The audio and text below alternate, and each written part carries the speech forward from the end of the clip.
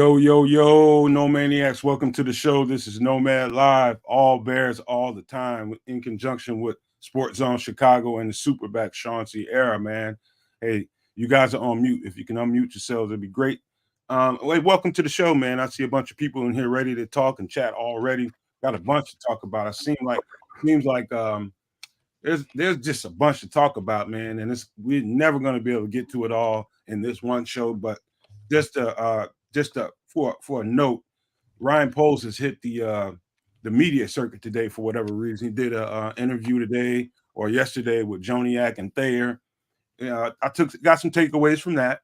I was in the middle of watching the interview on Pat McAfee.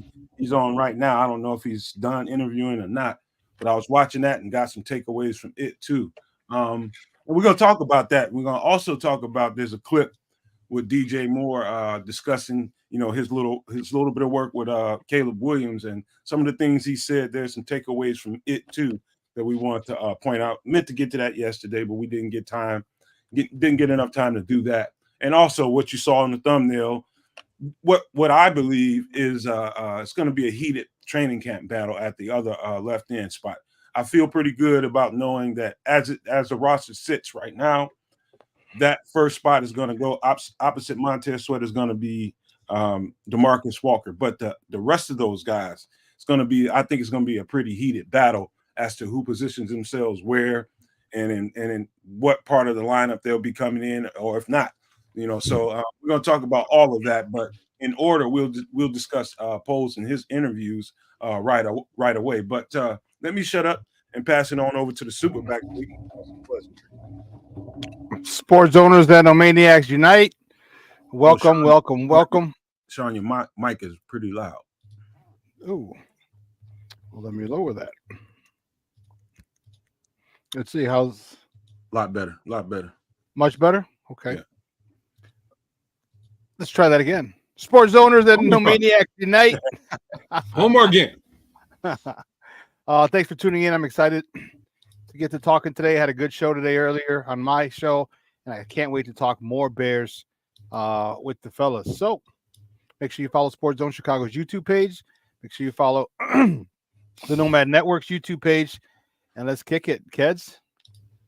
Yo, No Maniacs, what's cracking? It's what day is it? Tuesday? Holy smokes, man. After this draft, I don't even know what's going on anymore. Baby. It's Wednesday? All day, bro. All day it's Wednesday. Great. I'm hyped for something that's not football related. I'll give the world a little taste. I'm as you may know, I'm a huge comic book fan. X-Men 97 is popping. If you ain't watching it, if you're an old school Marvel fan or an X-Men fan, you need to watch this show. It's awesome, super, really good. New episode today. I'm stoked, but I'm even more stoked about What platform? What platform? Disney Plus. Okay. Disney Plus. Great. It's basically a continuation of the old X-Men cartoon from the 90s. Many of us may have watched it. I know I was a fan of the show back in the day. This new one is more like Game of Thrones take on that older show. So really good stuff. In any event, super stoked about the Chicago Bears, this draft and where we're headed, especially on that defensive line, which is what I know we're going to get to today. Give a little bit of love to the homies out there in the chat. My guy, Armando Jr. How you doing, Jr.? AC Adam, Be Yourself is in the building with us. Mike Davidson, FFG Styles with us. Curtis Searle. How you doing, Curtis? Lavalette Lee. Number one, No Maniac, Plank. Can't forget Plank. He's out there representing with us on all of the media platforms. Who else we got? Mr. Crimson. How you doing, Crimson? Jan Hammer, Jay Sanders, anyone else? Cornelius Squalls, Thomas Gage. I think I got just about everybody in the mix. Anyhow, it's a Wednesday. Let's do it. Bishop, hey, what you got to say, my bro?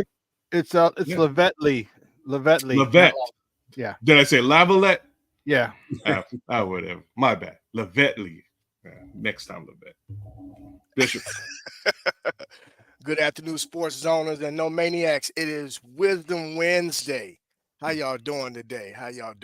See, Bishop knows what day it is. Guys. Hey, well, no, you actually had me scared there, kids. I was like, I'm just saying, after this week, it's all bleeding together. I'm just hoping. I'm just happy we got a football team, man. At this point, yeah, you did man, the I'm job, with you, bro. baby. You did the I'm job. with you. But either way, looky here. It's Wisdom Wednesday. We're gonna chop it up today. We're gonna talk Bears football. To my faithful out there, Stuart and Sophie out in Florida, my boy V Dub and the D on that truck. Be safe out there, my brother. To my special one, my number one lady, Rita, and my sister Felicia. But more than that, Chi-Town, Chicago, West Side, South Side, stand up. We finna chop it up, y'all, and talk Bears football. Nomad, what you say, my brother? Hey, man, thank you guys, man. Appreciate all the love. Let me get to a quick start comment I have here. My guy, Curtis Searle, I think that's the way to say it. He says, hey, Nomad, I'm a friend of Cliff and Shorty. I've enjoyed your podcast. Just wanted to say thanks. Man, listen, Curtis, thank you, man. Thank you. And everybody else that joins us and enjoys these shows, man. We enjoy doing them for you all, but it feels great to know the reciprocation is there. You know, and you do all this stuff for the fan base, and that's the idea, is to do it so that fans have content that they can watch. Most people are getting away from regular TV anyway, and they want to watch stuff that pertains to their passions, and this is their team, and this is the stuff they want to watch. So it feels good to be able to be in that mix of people that are out there producing stuff for you guys, because we know you like it. I'm the same way before I became a podcaster. I was constantly looking for content, and when I found the stuff that I like, I really stuck to it. So appreciate that, Curtis, man. I appreciate that a whole lot, and I'm sure I speak for the rest of the guys here. But hey, man, let's talk about Ryan Poles is out there on the media circuit right now. I saw this morning a interview with Tom Thayer and Joniak. And just if you guys can bear with me, let's just take it point by point. I'll just tell you some takeaways I got from it, and you guys can discuss what you think about it. Of course, he got a lot of picks early on in the offseason about that number one, a lot of calls about that number one pick. He fielded them all, considered them all up to a certain point. Apparently, it got to the time when he met with Caleb Williams, and I think the beginning of that was at the pro day.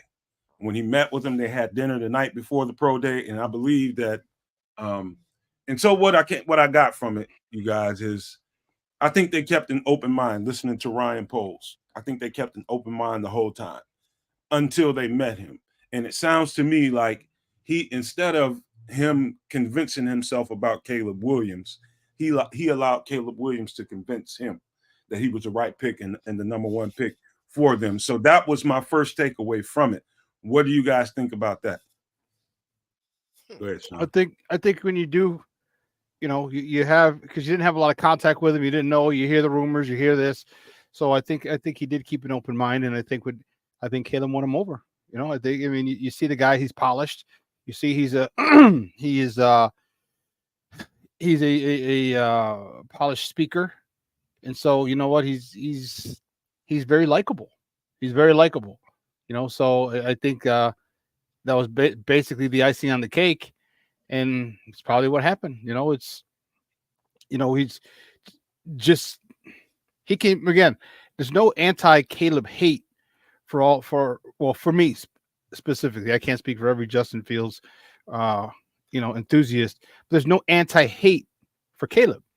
Okay. And we had to keep an open mind. He kept an open mind. And if this is the guy that general manager Ryan Poles thinks is the dude, then I got to go with it. So I'm excited about it. I'm excited that I believe, and Ryan Poles has been pretty upfront with the media for the most part. He's been pretty transparent. And if you took that away, then it's probably what it was, is where that, the final straw was actually meeting him and sitting down with him and talking with him. And, it's one thing to hear about someone, one thing to see somebody, one thing to see what they've done. But when you actually sit down, there's an energy you get when you sit down with a person, when you're face to face. There's an energy that you can feel, and he probably felt good energy, and the kid knocked it out of the park. So it doesn't surprise me at all. Kedz? You muted, bro. Damn it. I'm just not sure when necessarily that decision was made, whether it was at the pro day or if it was before the combine. They only got 10 minutes with him at the combine, so I'm thinking it probably. And I see someone else commenting on it. I think I just threw it up there. That's not enough time to get conviction. I think they got conviction when they went to that pro day. It sounds like that to me. I'm not sure, like, and this is where me and Coach T, like, when the documentary will eventually come out, like, this is all in regards to that, when that really took place and when he really had conviction by way of him not getting the medicals or any of that. When they left pro day, when they left combine, there seemed to be a lot more buzz that it was a done deal. And not to mention Fields is gone right before the pro day. So I don't care, but I'm interested. Like, especially like down the road, I would like to hear how this really shook out and what the behind the scenes was, because it would be interesting to really know what the timeline is. I think there's still some ambiguity there, but at the end of the day, I'm just glad that he did get, again, the C word, conviction. It's really been the word of the weekend. As long as he got that and felt that he knew what direction he was going to move into, and he, just barreled down tunnel vision and went down that road and got the guy he wanted, I'm with it. And to be honest with you, when you look at his tape once more, when you look at the tape for just about all of these guys that were drafted by the Bears, you can see where the conviction came from. Bishop, what do you think? Well, this is still an example of, I feel, in my opinion, of Poles still playing chess and not checkers. And I say that because I strongly feel that he had a conviction with Caleb way before even the combine. And I say that because when you look at everybody's tape from 2022 season and 2023, one thing that I have to give Caleb complete, I lost the word that I'm looking for, but it was consistency. His play was consistent, although he lost his key receivers going into 2023. So I say that because there's one thing that Poles seems to really hang his hat on, and that is consistent play with players. So although Caleb's talent, as far as his receivers, kind of seemed to have tailed off a bit, he remained consistent in keeping his numbers up and doing the things that he needed to do regarding shootouts and everything throughout the season to keep his team competitive. They still ended up with a winning record of 7-5 for the season. So with that being said right there, I think that was pretty much where the conviction became real with Poles. And all Poles is doing now is pretty much circling the wagon, because the question still remains: if you didn't take anybody else in terms of had anybody else come into the building, meaning quarterbacks, as far as your top 30 visits, then your conviction was well before the pro day, because you traded away your in-house quarterback before that. So you knew. It's just now a matter of he's out on the media circuit and he's letting everybody know that, hey, this is my guy, this is our guy. And there were some things that went along that really solidified my thought on him. But his thought was solidified on this guy as soon as the offseason hit. Honestly, that's my take and that's my opinion. And with that being said, with the other players that we have drafted, because we only had a handful of picks, they knew exactly who they were targeting. It happened to fall the way the boards fell the way they wanted them to fall in most cases. And in one case, they even felt strongly enough to use future draft capital to jump back in to go get their guy. So they've been working on conviction the entire offseason. It shows in some of the pickups during the offseason as far as free agency. Bates being one. That was a guy that he went after, 2 seasons ago, and wasn't able to get the guy. But he got him now. So Poles is very strategic in what he does. He's playing chess when most are playing checkers, and he's doing it now even on the actual media circuit now. He's just really, this is where you you circle the wagon and you put the zip tie on it, and it's a wrap. Man, So let with me that being address said, this. I'll pass it to you, Nomad. I gotta. Yeah, we gotta stop talking here. Go for it, Oh man. man, sophisticated thoughts. Let me clap it up for him, man. Sophisticated thoughts, man. What's up, my bro? He said, afternoon, Congratulations. watching from the living Congratulations. room. The fiance just pushed me out, a baby boy. What a hell of a Yeah. do that again, That's man. an off season right there. That's what I'm talking Yeah. about. Sophisticated, man. Blessings and great vibes to you and your family, man. A Congratulations. future DB. A future DB. Congratulations. But what dedication to the man. That's powerful right there, man. I just got goosebumps all over my arms right now. Man, I'm happy for you, Sophisticated. I genuinely mean that, man. Hey, good blessings. I mean, good vibes to you and your family, man.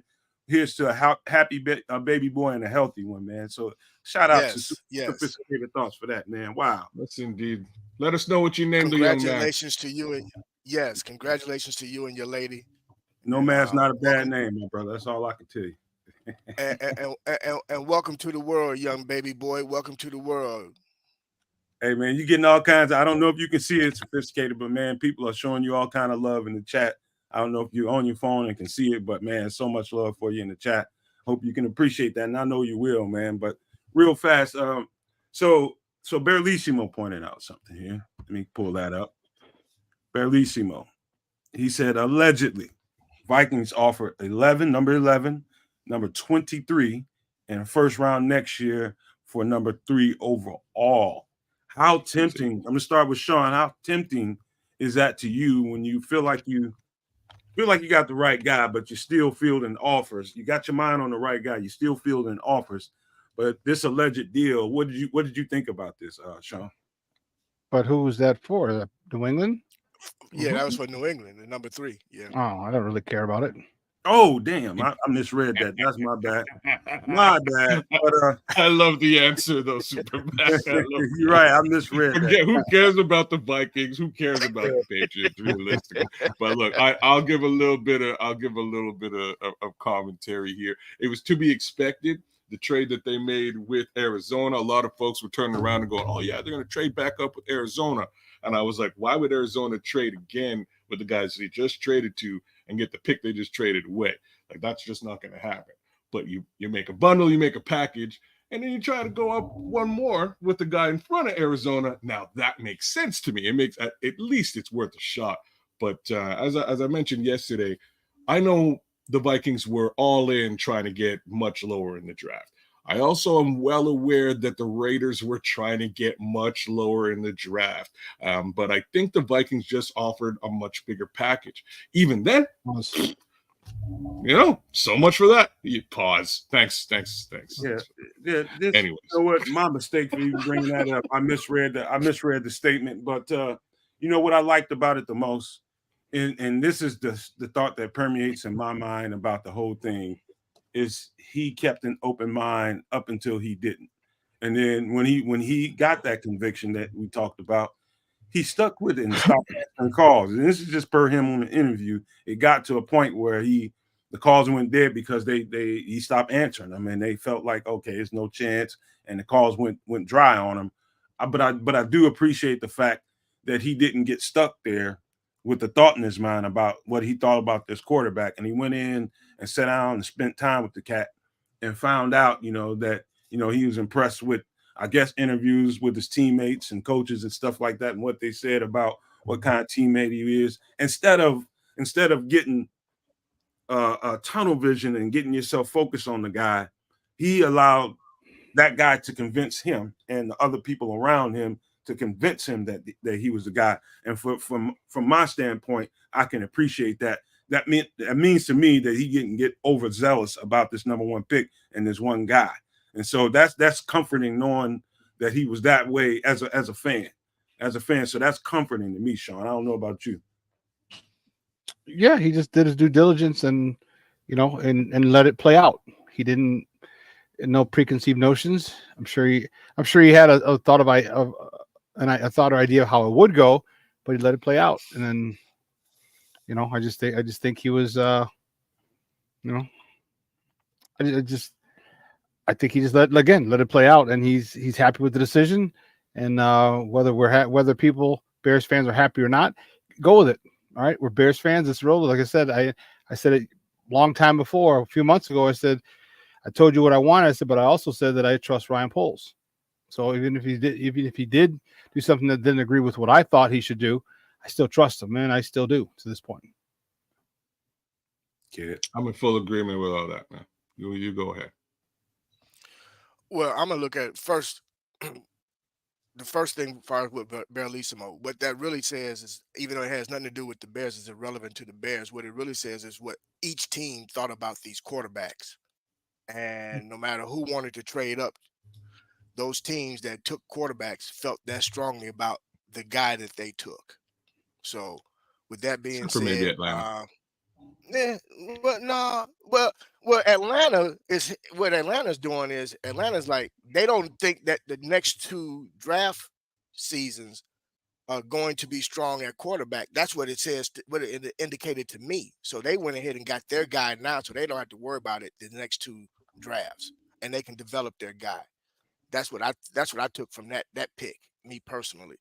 With regard to just circling the wagon and finishing up on with regard to Poles and his conviction for Caleb, I still strongly believe that he felt very strong and convicted about the young man, and whatever scout was covering that region stayed tapped in and kept giving him complete intel each and every time he went and visited the university. He talked to different individuals, friends, family, professors, whoever he talked to, the convenience store worker, whoever came in contact with Caleb.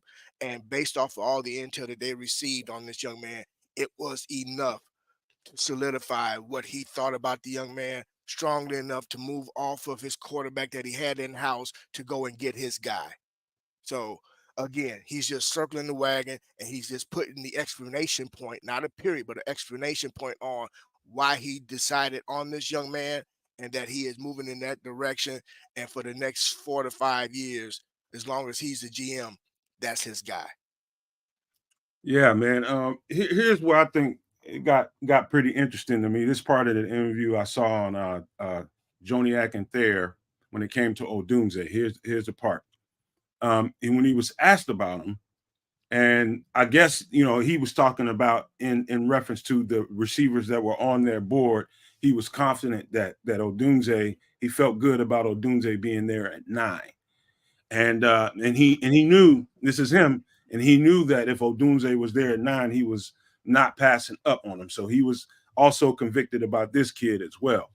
But the interesting part of that story, Shawn, was when he talked about, he said if it wasn't for Ian Cunningham, he might have done some things and got a little jumpy and gave away some draft capital to get up and get Odunze. So he got nervous, got some butt sweat going on, Shawn. He had some butt sweat going on, and he almost jumped when he didn't need to jump. And I can imagine, when you convicted that much about a guy being there, and you got your mindset on this cat, and you're starting to get close. He said he put out feelers around the league to see where everybody was at in their position ahead of him, and he started to get a little bit more comfortable. I guess Ian Cunningham played a role in that. I've been checking it out, man. I don't think, they're going to draft. Nobody's going to draft him. We'll be able to get him at 9 if you stay put. And so that came out of the interview with Joniak and Thayer, man. So I thought that was really interesting, man. They really feel good about Rome Odunze, Shawn.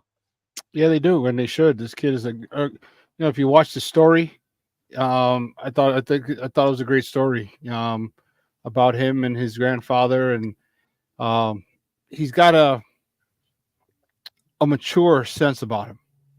All right, he doesn't seem like a regular 21, 22-year-old kid. All right, I get it. You had NIL money, and it's caused you to be a little different. I get it, but some people still act the fool. All right, he seems a lot more focused. He seems a lot more dialed in on football. And I think that's what how many times have we heard Ryan Poles and even Coach Eberflus talk about getting good people, getting good guys. They want, are they going to be fits in the clubhouse, in the locker room? Okay. This is what it is, man. This guy is he's a competitor. He's a dog. All right. Um, Obviously his teammates love him. I mean, you saw the relationship he had with Michael Penix, all right, throughout the season. Okay. And now they're saying, okay, well, if he can build that with Caleb, that'll be better for us and just great for this organization. So yeah, it's Michael Roma Dunze seems like a great guy. He seems like a great young man.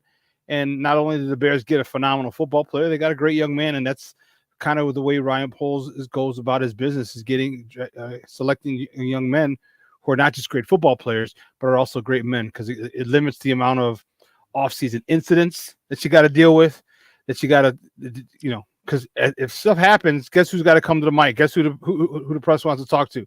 The GM. Why did you do that? Why did you pick him? Why did you no background check? No nothing. He gets good guys, so he doesn't have to deal with that type of media coverage. And Roma Dunze just seems like a great young man. Kedz? Yeah, I wish I could argue with any of that. I can't. That's sort of what I took away from the same interview when I was listening. Watching and listening to that interview, I sort of stopped and I started to think about the combine and Rome not wanting to leave the field for that one drill. He just kept running that drill and running that drill until the gauntlet, until basically they're like, dude, we got to move on. You got to just 3 o'clock in the morning, bro. You've done it 75 times. Stop. Get out of here. And eventually he picked up and left. And then the following day, you see a little clip from the Chicago Bears with Matt Eberflus and Ryan Poles up in the up in the booth, and they're overlooking the whole thing. And Poles looks over at Eberflus and he says, "Hey, yeah, I love that guy, and you know what? We're gonna get 2 of them." And that's the end of the little clip. And I had to stop and I was like, like I know he was talking about Roma Dunze for sure. What's weird is, who's the other wide receiver? And then, the name Keenan Allen jumps into my mind, because that's where that 4th round pick went.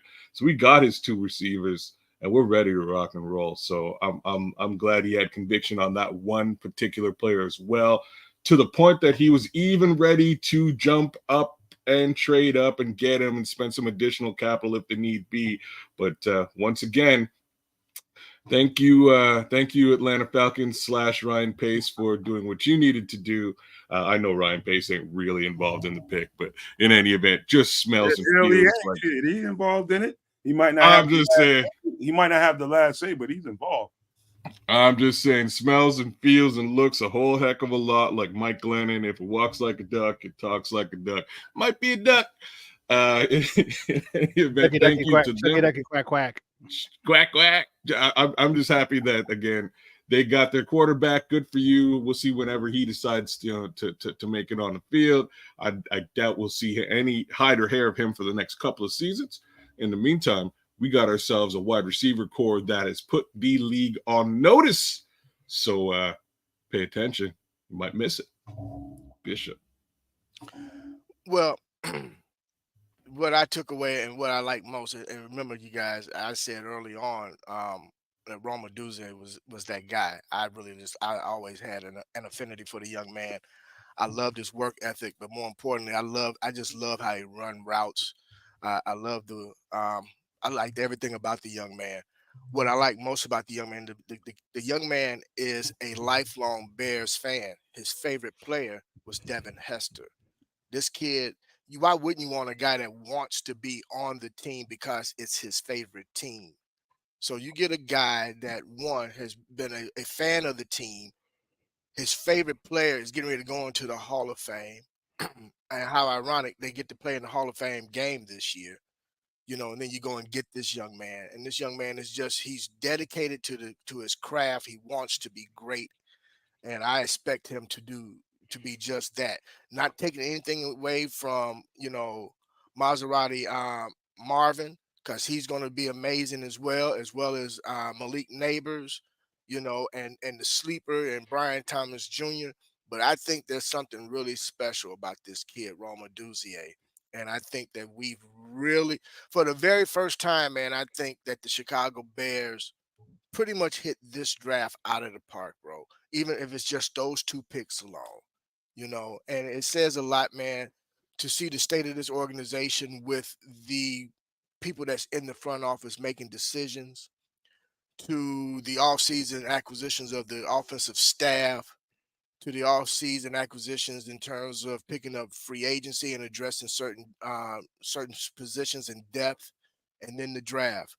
This team is looking to make headway and be relevant for years to come in the NFL. And as I said earlier as well, as the Bears go, the NFL goes, and that's going to hold true moving forward, man.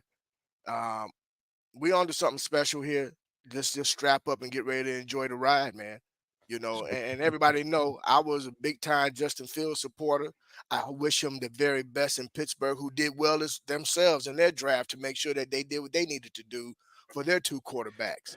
But moving forward with this quarterback that we have, who has won me over, I'm going to say that I'm on record today saying that from all the interviews and everything that I've seen of this young man, and a few people that I talked to who happens to know the young man personally because they have kids that attend USC.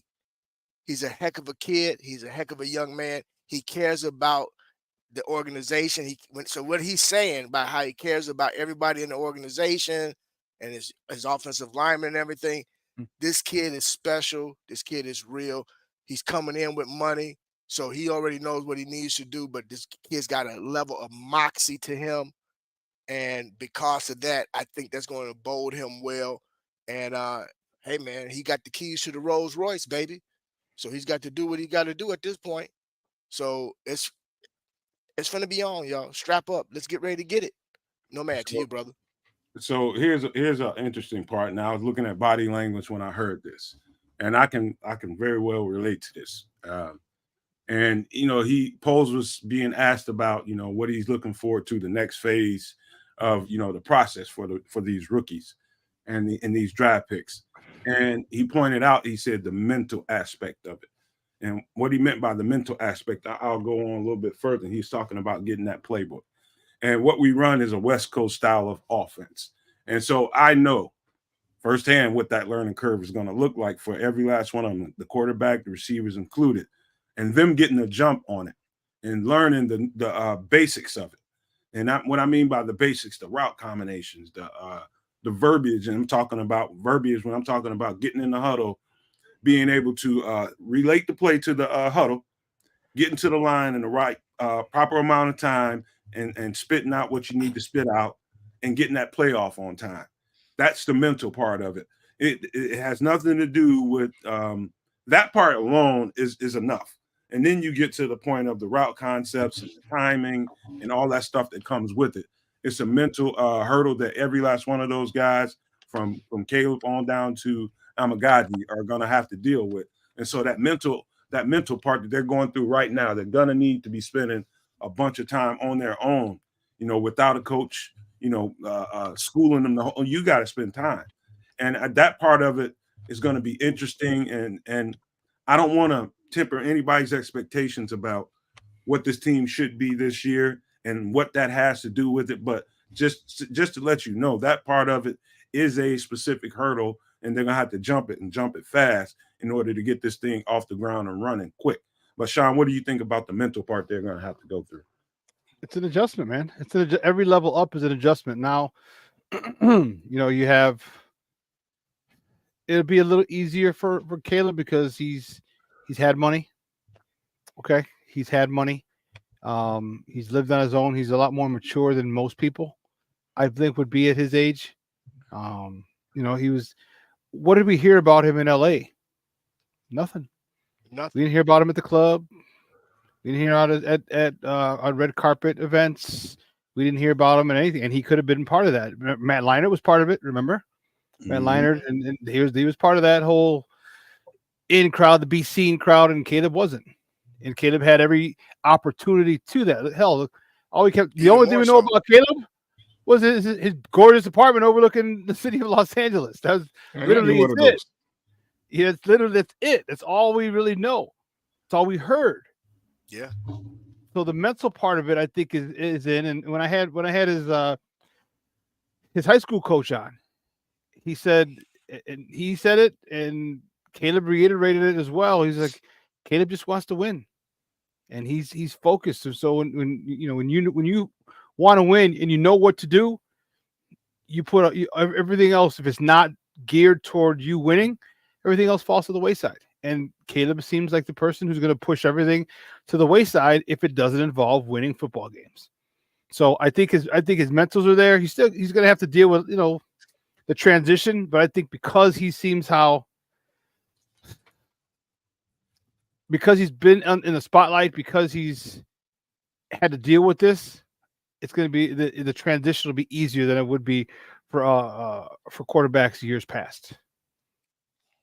Man, I have no problems with the mentals. To be honest with you, he impresses me because I'm a little bit of a jerk, like he is. Like I wish I didn't use the word jerk, but I am. I'm a little bit brash in situations like that, and I can see him being brash is a great word to use as opposed to jerk. Brash, just boisterous and loud and emotional in situations, right? Like, and that's kind of what I want in a quarterback. I want a guy who's going to, be under center and feel the pain. We're behind, we're losing, and just elevate the team through that feeling, right? From an emotional perspective. And that's not something we've ever seen before. We've seen just about every quarterback who's been under center in Chicago cower or shrink in those moments. I want a guy who grows in those moments and uses that as fuel to succeed. And I see that in Caleb. I see that being part of his legacy. I also see, at some point, I see the Chicago media getting under his craw and him giving it back to them in a way that we probably haven't been used to. And we'll see how that goes over with the Chicago media down the road. But I like the brashness. I like the fire. I like the emotion. I think it's something that's been missing from that particular position in Chicago. And I'm with it. I think Ryan Poles feels much the same about the way that he's handled himself. So I'm with it, man. I can't wait to see what this season, entails in full. But my guy, the Bishop, what do you think? Hey, man, like I said before, the kid has some moxie. In some terms you might want to call him, snarky. Typical East Coast guy. I mean, hey, man, braggadocious. To a degree. Man, I'm about my business, and if you ain't with it, so be it. And he's coming to the right city because we the same way. We just a little more smooth and quiet with ours. We ain't got to be all in your face with it, but you gonna feel it when you're around us. You know who the dogs are. You know who get down and you know who don't get down. So he coming to the right city, and we gonna hold his. We got his back. You know what I'm saying? And let's go out there and handle that business. What I want to see from him, and I want to see, more importantly, I want to see it from his teammates. And I'm hoping this comes off from his attitude is they ain't standing for nobody's BS out there. Ain't gonna be no more late hits and all this other old BS, man. We're going to get in some faces. We're going to snatch some face masks. We might take a couple 15-yard penalties, but we're going to get in that ass. It's just that simple. We're going to handle our business both on the offensive side of the ball and on the defensive side of the ball. We're going to make you pay a little bit. You did? So send your receiver if you want to. Let them go. What do you think about that middle? What do you think about the mental part Poles was talking about, them having to pick what they need to pick up out of this playbook and early, having to do extra? What do you think about that? I love it, man. I love it. Hey, they're on notice, bro. They are on notice. It's about winning. Get what we need. Get what you need to get. Tie into it. Let's get to business. They ain't playing, bro. Now is the time to take that north, bro. And they plan on being competitive. This ain't finna be. This look. I'm going on notice. This is finna be the old black and blue division. This is probably going to end up being one of the best divisions in football. It's finna go down, but they want the North, man, and he put them on notice. Getting that playbook, let's get it. So I'm all for it, man. I love it. Well, let me talk about this, man, because I got a couple more quick notes before we move on to the main topic. one thing that we've been talking about in this offseason before we got Caleb is how much he ran, the it more or less looked like damn near run and shoot. That's an old offense, but he threw the ball quite a bit. And so what Post was asked with Caleb and his skill set, what kind of offense should we be looking forward to? And the first thing out of his mouth was a balanced offense.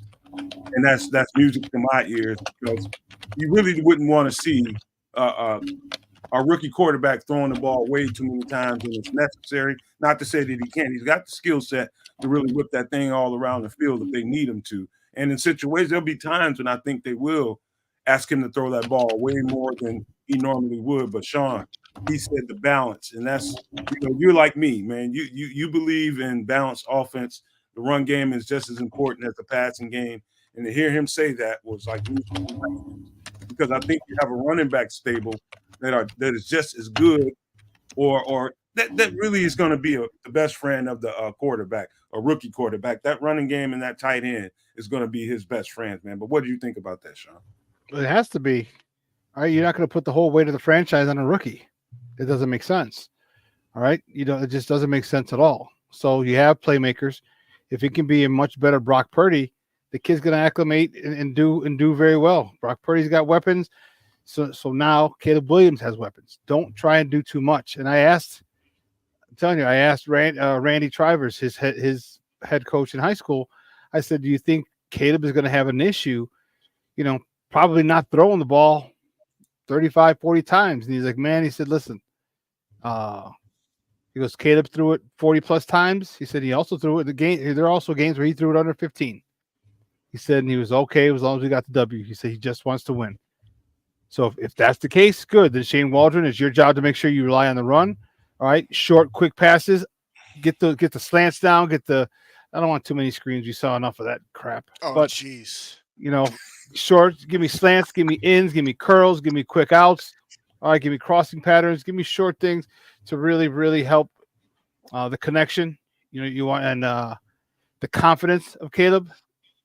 And I think that's the way to go. I think it is. And Caleb's going to have expectations lower as well. Like, I'm not going to be throwing the ball 40 times. They're not going to let me do that. And you know what? I'm sure that conversations are going to be had by Shane Waldron and especially Ryan Poles and Matt Eberflus. Like, you're not coming in here to throw the ball 40 times.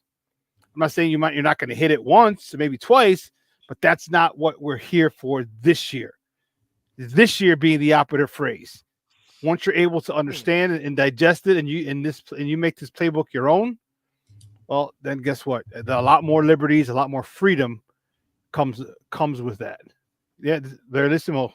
Yeah, flaws, levels, crossers, seam stresses. Yeah. And like I said, you're not, just because I want him to stay short to intermediate doesn't mean he's not going to go deep. He's good. Are you going to not use Roma Dunze? Hell yeah, you're going to use Roma Dunze. You're not going to use DJ Moore and man? Hell yeah, you're going to use them. You're just not going to use them as much. All right, because we're not the greatest show on turf yet. Okay, get these guys comfortable. Get these guys familiar with each other. Okay, and then as the season goes on, maybe the playbook becomes more and more open, and you pull out a lot more plays for this kid as you see he can handle it. As you see, he can call protections. As you see, he doesn't put them in a bad spot. So, yeah, the mentals are it. I think he's going to be fine mentally. I think he's going to be fine. Shawn, do you really think they're going to, they're going to be light on the passing offense, even just to sort of allow him time to acclimate? And the reason I'm asking is just because, like, you got three monsters on that offense by heck, man. Like, I just discounted a bunch of guys to be just in saying three. Gerald Everett's not to be trifled with. Neither is Cole Kmet, and neither is DeAndre Swift. Right? Like, there's a lot of places you can put that ball, whether it's in the short game or the deep game. I think passing offense is going to be something of a surprise to everybody. That's just me. What do you think? I just think that when I say that, I mean, we're not going post corners, we're not going digs, we're not going, all these deep routes. All right, we got to sit back. No, Like so he may end up throwing 25 or 30 times, but the deepest route is 15 yards. All right. I want everything short to intermediate. All right. I want those routes for him to be like second nature. I want those to be second nature because if those routes, short to intermediate routes, are second nature, do you understand what play action is going to do? Do you see how wide open these things are going to be? So yeah, he may throw for a big number once or twice, but I still don't think. I think everything is going to be short to intermediate. Again, that doesn't mean they're not going to take shots. No, I'm not saying that at all. You're going to have to take a shot. You got Robert Doomsday. You got DJ Moore. You're going to have Tyler Scott in there at times. Yeah, you're going to take a shot, but that's not going to be the basis of their offense. You know what? And you know what, Shawn? I hear you on that as well as with you, Kedz. I think what it's really going to come down to, and I spoke on this last week and even prior to, we're going to see more of a rhythm type offense. You know, again, starting out, they're going to do what this young man does best, what he does well, as they slowly, piece by piece, quarter the playbook into everything. So by doing that, how do you do that? Like what Shawn said, a lot of short intermediate type routes where you get them in a rhythm. But there's another factor to this as well. You don't have to throw the ball a lot if your defense is handling this business and you got your run game going and you utilize the run game, properly. So like Berlissimo said here in the chat, it's very easily could be a 60-40 ratio with regard to pass to run, but with those short intermediate passes where you're getting him into a rhythm quick and early, you got possession receivers. You got one of the best in Keenan Allen. You can move DJ around. You can move all three of them. You can move them all around to really throw and, defenses off and keep them off balance. And as long as, and this kid's got a quick enough release to where those rhythm passes will work well with him because you can get him out, boom, boom, boom. You're talking about, 5 yards, 7 yards, a quick 10-yard hit, so when you get him into a rhythm early to where now, and you're doing what he does best early on to keep it, to help build his confidence level up while you're rolling in the playbook, I think that's where we're going to really see where that balance is going to come in. And it may be a couple times, throughout the season where he's going to get into some shootouts and we're just going to have to rely on him really doing this thing, but I'm with Shawn with regard to that. Are there going to be some deep passes? Absolutely. But the short intermediate stuff to get them going early and get them acclimated and comfortable is where they're going to start off at. But again, Bishop, I'm just excited. I'm ready for it now. Yes, sir. Go ahead, brother. I'm thinking that Caleb is going to be extremely comfortable in a shootout. He seems just calm, cool, collected.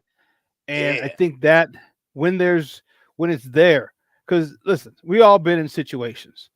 All right. We all been in situations where we had backup. We all been in situations where we didn't have backup. It's a whole different feeling when you got backup. Okay. It's a whole different feeling. And, we've all played basketball. Like my 5 against your 5. I'm good. Oh, that's a good squad. All right, let's go. We got next. All right. You're not afraid. He's not saying he would be afraid if he did. What I'm saying is he's not worried about a shootout. He can sit there and he can sling it. He can sling it. And I think that first shootout is going to be the turning point. Whether it's week 3, 5, 7, 10, that first shootout is where he's gonna say, all right, Coach Waldron, can we open up a little more? Like you saw what I did. I think that's because he's gonna want to. Because he's not going to, because at that point, it's going to be like, man, I can do this. Because I don't care what you say and all the confidence in the world. He doesn't know he can do it until he does it. He believes he can, but you don't know that you can do it until you do it. Because he could go out and throw out 5 picks. It's happened. But when he gets it done, I think that's going to be that Paco moment where he's going to be like, all right, Coach, can we kind of stray a little further away from the run and make it 50-50 or 52-48 pass, 55-45 pass. I think that's what's going to be, and how calm, cool, and collected he is in that. What are you going to do if you're Shane Waldron? Shawn, let me move the ball a little bit because we commonly get this question in the show. Every show that we do pretty much since the offseason started. 3 months worth of this question. But I think Poles answered this question today. If you go back and check that interview out on with Joniak and Thayer, and what I'm about to tell you is he was asked about, where he thought the offensive roster is, and he said he's addressed the team needs at every level. He's talking about the offense. And so what the common question we get in this chat on a regular basis is, should we sign another center? And I think he told us without telling us that, we feel good about the two centers that we have, talking about I know Bates and the other guy, Coleman Shelton, I think it was. I think he answered that question. He said we address the team needs at every level. And so I think that question of whether or not we're gonna go into free agency and sign another center, I don't think he will now. I mean, I think he pretty much put it on the table and said that we're good with the centers that we have. I don't think we're getting Connor Woods. Can I be wrong? Absolutely. But what I took from that, and I encourage everybody to go watch it for themselves, he feels good about what they have at center, and he's going to move ahead with it. What do you think about that, Shawn? Yeah, I think he's got, we got a lot of capital next year. So he has a guy who's, well, look, he's not afraid to extend Bates if he works out. He just did that at Billings. Middle of his first year last year, he extended him. So if he finds, if Bates is doing well and that offense is clicking, you're like, all right, you know what? Let me lock him up for another 2 years. Don't mean you got to keep him. Right. Hey, don't mean you keep him. You cut him. You just take the hit and keep it moving. But I think he has everything under control. Now they just got to play together. You got your center, so he's not going to have to worry about, ground balls. Not going to worry about shooting it over his head. All right. We got our left tackle who we're expecting to have another jump like he did it the previous year in Braxton Jones. Tevin Jenkins, I think you're ready for him to step up again, and hopefully his injury history he misses a minimal amount of games. You got your center. You got your right guard, Nate Davis, and knock on wood, hopefully he doesn't have another personal situation like he had last year, which caused him to miss the majority of the beginning of the season. Okay, and then you got young stud in Darnell Wright. They just got to play together. That's all they got to do. They have to play together. And I'm telling you, the best way to get these guys familiar is to run the ball. That's the best way. That is the best way. And if Shane Waldron is worth his weight in salt and gold, I should say, he's going to run the ball. Say, hey, you want to move people? Move people. Because when you start moving people, all right, there's, the old saying, you have to earn the right to rush the passer. That's a completely different takeoff when you have to, you got to stop the run as opposed to when you're going to sack that quarterback. Completely different. So hopefully Shane Waldron, I think he's addressed needs. And when he says he's addressed needs, it doesn't mean he got a freaking Hall of Famer at every position. No, he's got someone there for this season. And whatever happens next year, happens next year. But everything is covered. I know everyone says, well, we got, if you look at the offensive line, well, we had Braxton Jones. You look at all the reinforcements or the depth he got. People talk about the defense. Well, we still have a defensive end. We have DeMarcus Walker. He may not be this pass rushing specialist that you like, but he's a guy who set the edge, which is why we went and got Booker, my one-trick pony that I was asking for, who can go get that quarterback. So now you can. So there's time. Everything doesn't have to be done this year. Relax. What did old boy say? RELAX. Aaron Rodgers. Relax. Can't be done.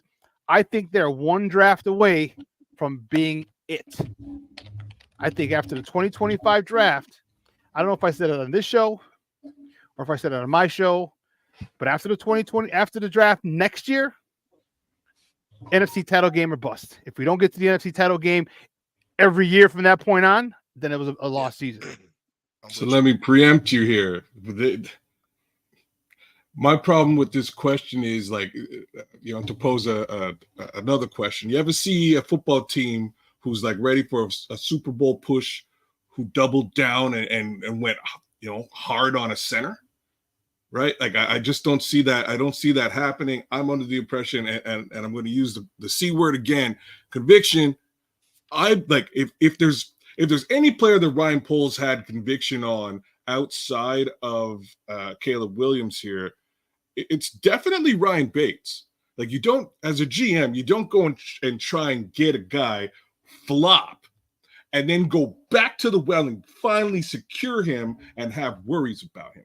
Even better, any worries that he might have had. He you know what I'm saying? He went and he got to secondary. He went and he got backup for him. So I'm not worried. I just don't see, man. I just don't see any reason for him to go and get a Connor Williams or anybody like that. I'd like to see him do the thing that sort of Shawn's alluding to, right? Shawn's saying, basically, you run the season through, you see what happens, and if you need likely an edge rusher next season, you go and get him in the draft, and now you're ready to go. Well, like, depending on what the dollars and cents say from a financial perspective, if you can go and do that now, why wait till 2025? So I'll just leave that one there hanging for you guys to think about. My man Bishop. I'm with Shawn, man. I hear you, Kedz, but I'm with Shawn. I think this year is that year where you put the pieces together. This is the sealing of the envelope here. And then from here, next year, in next year's draft is when we put that sprinkle those last little pieces together, or as when you're making a float, what's the last thing you put on your float? Those sprinkles, right?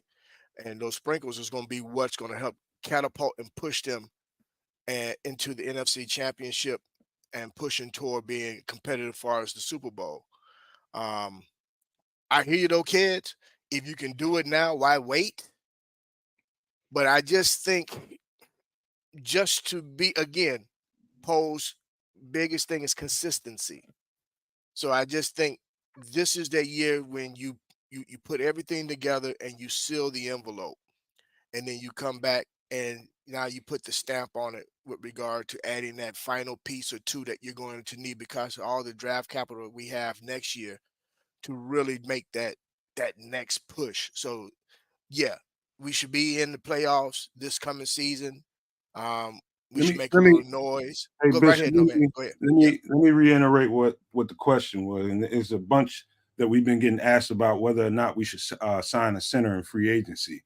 And that question that I asked was, what I said was, Poe said that he felt like they addressed every need on the offense in this offseason. So that's. Do you think he did that? Did that dispel the rumors that he should? Yes, he did. Okay, that's he did. Yeah, just point. Yeah. But thanks for rounding me in, Nomad. Yes, he did. He did. Agreed. He did. Concur. I concur. Second. All right. Hey man, real fast. Hold on 1 minute here. Hey kids, can you know what? Can you play the station ID real quick before we get to the last topic? Because I did not plug my mouse in again.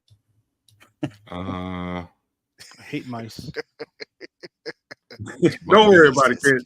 We'll keep the conversation. We don't need to do it, man. It's not that big of a deal, man.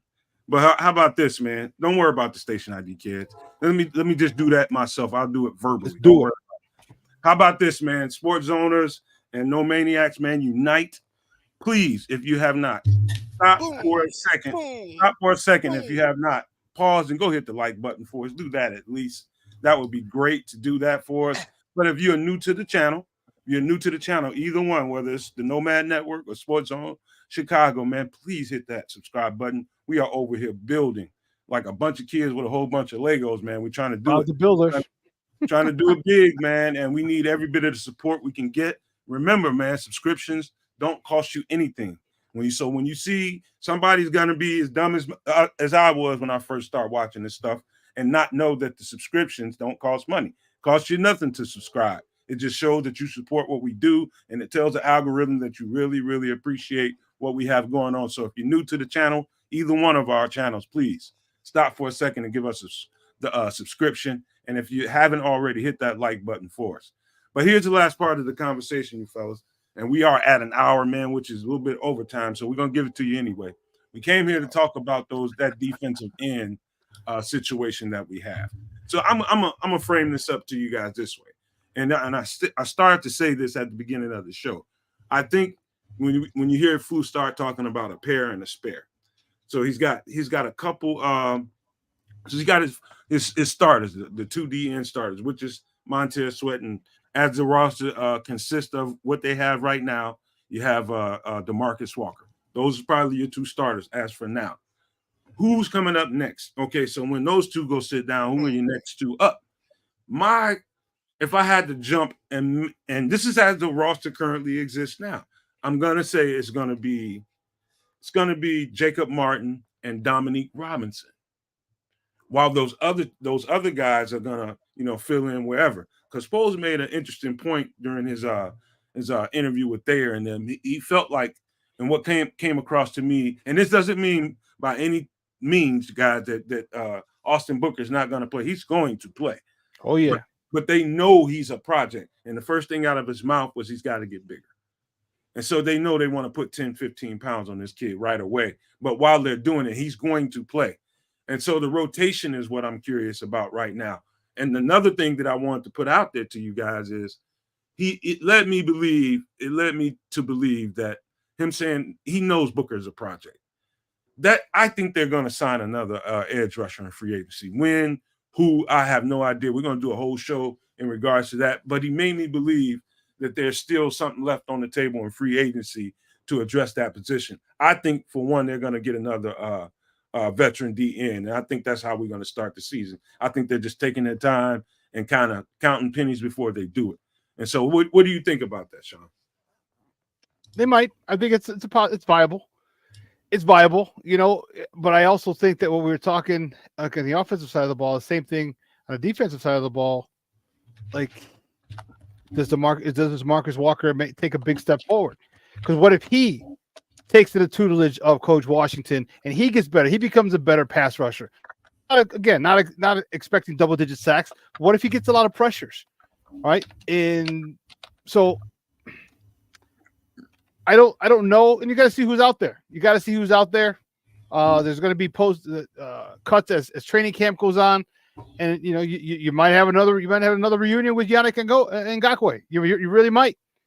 All right, all the medicals leaning toward he'll be ready by camp. Obviously he's not going to get. Did he have $10 million last year? Was it a $10 million deal? Yeah. It'd probably be a $5 million deal, somewhere around there. But if he's willing to take 6 it, or 7. cool. So, yeah. And plus, you can never have too many. You can never, ever have too many edge rushers, ever.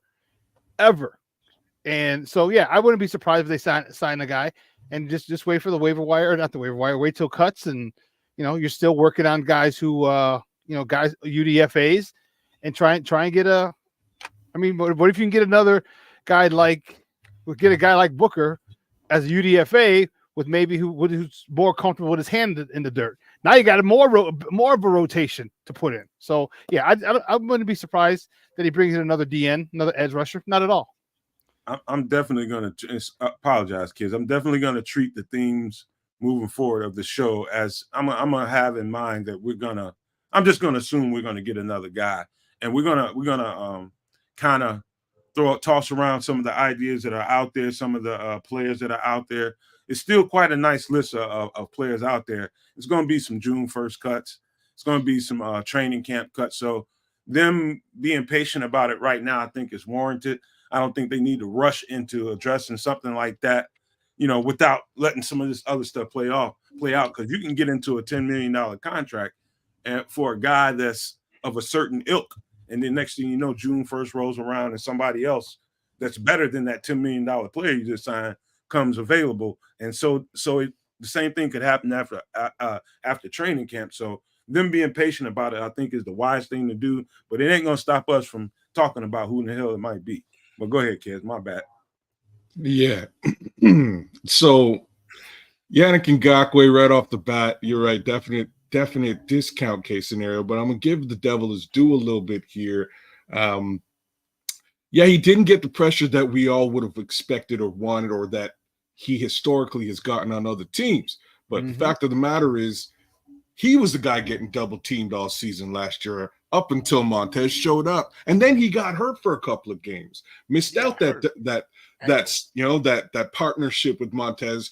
And once he got back, things started to pop a little bit more Great for point, both Kedz. guys, Great right? point. Both guys on both sides. So I'm not going to take everything away from the kid by way as far as Yannick Ngakoue is concerned. I think he still has a little bit more in the tank. I also think that having a little bit more in the tank, along with a Montez Sweat on the other side, might be a much more dangerous thing than I think any of us are really, really taking into account. So yeah, I do think he's in their back pocket for some sort of a homer discount deal this time around. And if that happens, I think he'll actually outplay what he did last season. So I'm not extremely worried about a Yannick Ngakoue resurgence or re-signing. But at the same time, I'm not gonna preclude Poles from going out there and just signing whoever the heck he wants if he feels he can get access to somebody that can elevate on that side. As far as guys like Robinson is concerned, like really specifically Dom Rob, and in comparison to Austin Booker, you've got two developmental talents there.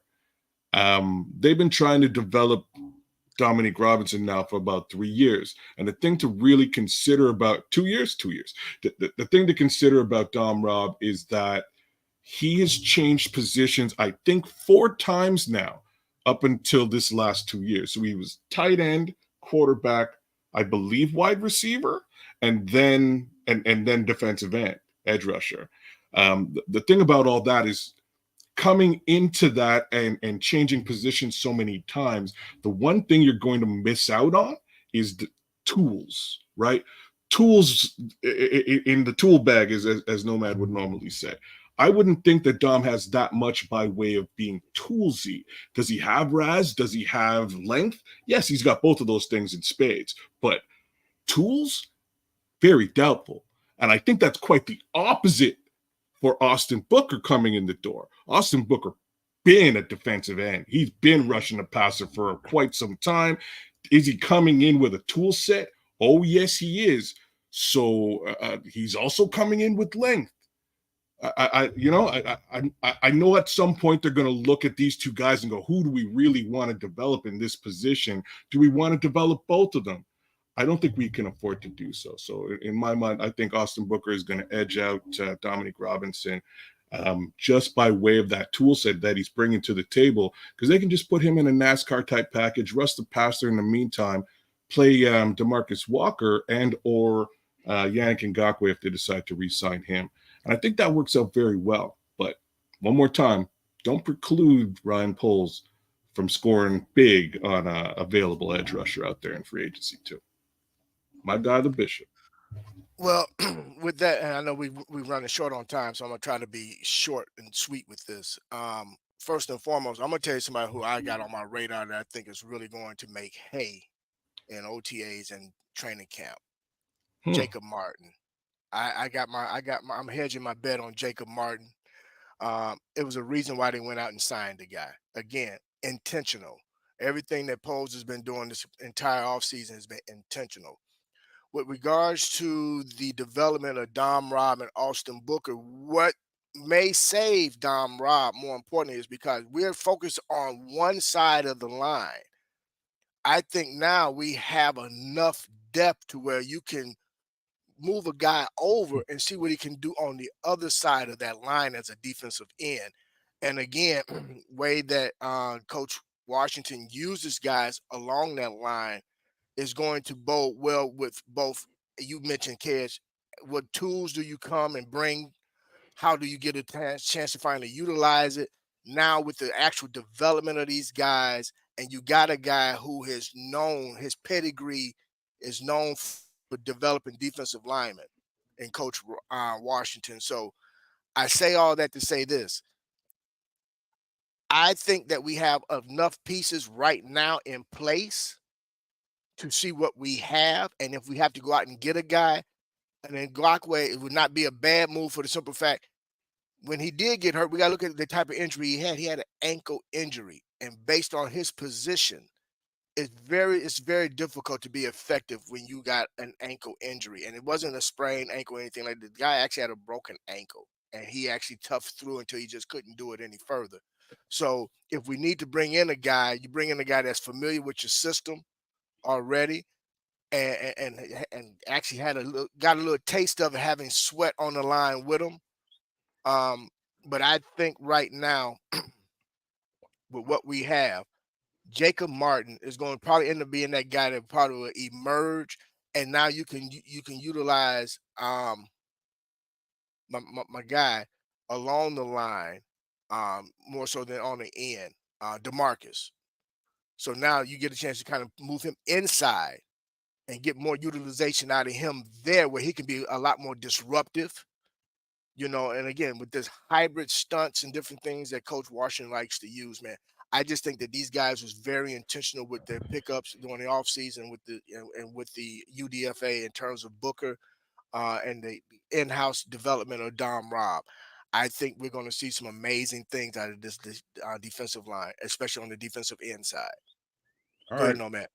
I'll tell you guys what I did last night, and I went all the way. What'd you do last night? Boy, What you do? I turned to tape junkie. I really am.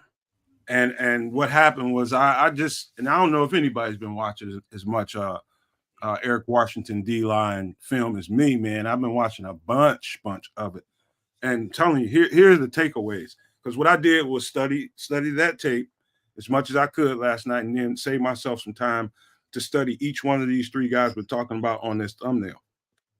And what I did was I came away with this notion. I know a lot of people have already written off Dominique Robinson, and I know good reason. They have good reason too. I understand why. I understand why. He's been given on his third year of development now, and he hasn't really given us what people have expected from him, and I get that. And I also studied the hell out of Austin Booker and what he's going to bring to the table, and also Jacob Martin. And I'm telling you guys right now, it is premature to determine what these cats are going to bring to the table unless you know exactly how Eric Washington plans on playing these guys. The variation of different ways that he applies a defensive end. I mean, like you look at a lot of Austin Booker film, and you can see he can play with his hands in the dirt. Plays equally well, gets off the ball lightning fast. Those long levers that he has, man, and the extension, man. He really extends his arms and sheds off that block really well, man. For a guy his age and where he's at in college and only playing so much, that's very, very impressive, man. He is really good with his hands. He's really good at his level with playing with his hands. That he has a distinct advantage over Dominique Robinson when it comes to that. Dominique Robinson has to get better with his hands, but I think with the onboarding of Eric Washington, he can help himself in that regard. Dominique Robinson, you've never seen Dominique Robinson. Well, I ain't gonna say never, because it was times where he stood up and played some hybrid front, but he didn't do that as much as he's going to do it with Eric Washington at the helm. They're going to play those guys in so many different ways, drop them back into coverage, which is another strong suit that Austin Booker is going to bring to the table. Some of the times you see them dropping him off in coverage, and his length is absolutely intimidating, man. That dude is 6'6" with the arms of a pterodactyl, man. He's got a long ass wingspan, and you drop that cat off in coverage. That's why, when I sounded like I was differing with Shawn, what I was doing was actually adding to the conversation when him saying, he's a one-trick pony and he's going to be used on pass rushing downs. I think they can get some value out of him in different downs. If they can drop him back in coverage sometimes and then put him along the line to pass rush, I think they can find a happy medium with him. I feel real strong about this kid and them being able to develop him and get what they need to get out of Austin Booker. But all I would do is caution you guys and wait until training camp starts, when you start to see, what kind of formations and variations Eric Washington is going to bring to the table and what he can do with Dominique Robinson. My take on it is he's got an uphill battle to make this team, because it's like what Kedz says. They've got to decide who they want to spend the time and resources into developing. And if he's not coming along at the speed that we think he should at this point, then I think Austin Booker is definitely going to bump him off this team. But if this cat comes in and Eric Washington is as good as his reputation says he is, you might be able to see a different Dominique Robinson. you might be able to see a different Dominique Robinson. I saw Barrelissimo say that he was different since Montez Sweat came in. He did make some improvements. It didn't always show up in the box score. I seen him set the edge a whole lot better. He was getting better penetration. One of the things that sticks out about Dominique Robinson probably last year was when he engaged, right, Shawn? When he engages with the offensive lineman, he didn't use his hands good enough to shed hands off of him. He let guys get on him, and they stayed on him. And his hands weren't violent enough. They weren't violent enough to. Yes, and his legs stopped moving. He just stopped chugging altogether, and that was a deficiency of his. But let's see what happens when we get this new defensive coordinator in here and see him get his hands on these guys. But Austin Booker, I can't get enough of his video right now. I think he's gonna bring a dynamic to this defense that we don't have right now, and so I think he's a hell of a valuable piece that we just picked up. But he's gonna need time to get bigger and stronger. But while he's doing that, that cat is going to get on the field. I can guarantee you that. But that wraps up this part of the show, man. But before we get out of here, Shawn, you want to start out giving out some pleasantries before we go? Sure. Sports owners and No Maniacs unite. Thanks for tuning in. Great show. Great show. Man, we'll be back at it mañana, domani, tomorrow. We'll be back and looking forward to it. And be sure to follow Sports Zone Chicago's YouTube page. Just like you follow Nomad Network's YouTube page, please do that. It's free. It's free. It's free 99. Don't worry about it. Doesn't cost you anything. And we're trying to move around, trying to do some things over there, and I need your help with subscriptions and tons of likes over there. All right? Mañana, peoples. Kedz in the building.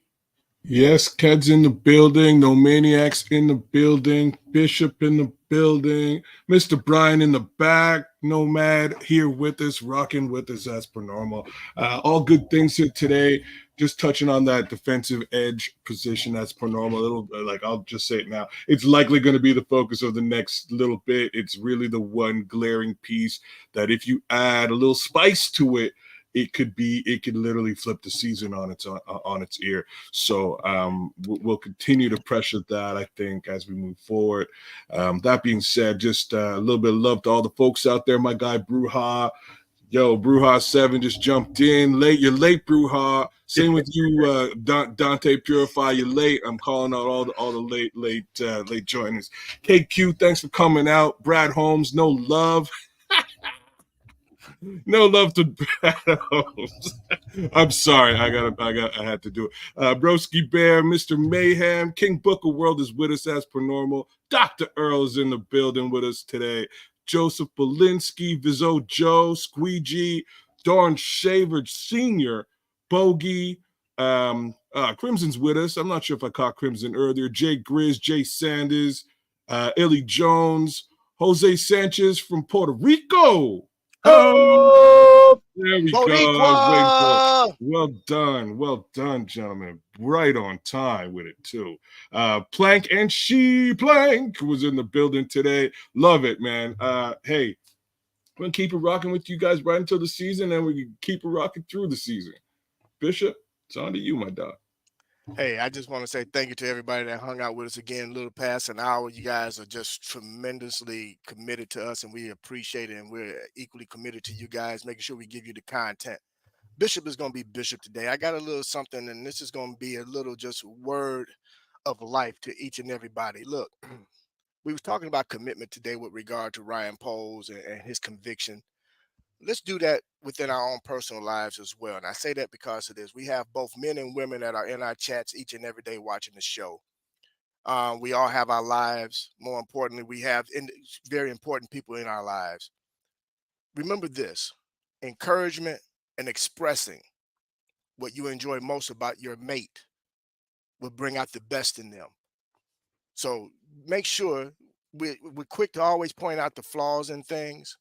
Well, let's talk about the things that they do great and remind them of those things. If you do that, who knows? You might get the better version of that individual versus always pointing out what you don't like. I say that to say this. We're not guaranteed tomorrow. So while you have those loved ones in your life, let them know how you feel about them. Let them know the great things that they do and how those great things affect you in your life. And with that being said, I'm going to pass it off to Nomad. everybody, make sure you guys have a great rest of your afternoon and evening. Be safe out there. To you, Nomad. I'm going to be very short-winded on this close right here, man, because I just for the record, man, please hit that like button if you haven't one more time. Please subscribe if you're new to the channel. We would definitely appreciate and welcome your support, man. We need it. We're building over here. We're trying to do our best to expand our brands, both of us, both the Sports Zone Chicago, and also over here at the Nomad Network. So we would definitely appreciate your support. Every little bit counts for each and every one of us, man. So I'm going to be real short with this one because I just want to send a special shout out one more time to Sophisticated Thoughts and his brand new baby boy, man. Good vibes to my man. Appreciate you, man. We love you, man. Part of the family. We just got a baby bear involved, and we love him, man. We're gonna all help raise him from a distance, man. So that's everybody's baby, man. So Sophisticated, I hope you don't mind sharing, man. We love you for it, man. Good vibes to you and your family. But with that being said, man, I got to leave you with these famous words. Love, peace, and hair grease, y'all. Bear down, gang. Shot Blogs City. out. Stand Blogs up. out.